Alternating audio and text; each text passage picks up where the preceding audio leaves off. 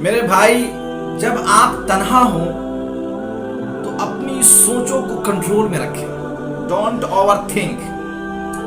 جب دوستوں کے ساتھ ہوں تو اپنے اصولوں پر سمجھوتا نہیں کرنا. اپنے آپ کو بے قابو نہیں ہونے دینا. اور جب غصے میں ہوں تو اپنی زبان اور باڈی لینگویج کو کنٹرول میں کریں. اپنے باڈی لینگویج کو کنٹرول میں رکھیں. اور جب آپ کسی محفل میں ہوں تو اپنے رویے پر نظر رکھیں. اپنے رویے پر نظر رکھنا بے حد ضروری ہے. اور جب آپ مصیبت میں ہوں تو اپنے جذبات کو کنٹرول میں رکھیں. مصیبت میں ہو تو اپنے جذبات کو کنٹرول میں رکھیں.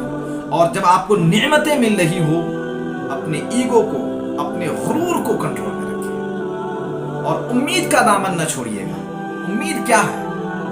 امید یہ ہے کہ میرا کل میرے آج سے بہتر ہوگا انشاءاللہ تعالی. آپ سمجھ رہے ہیں نا میں کیا کہہ رہا ہوں آپ کو؟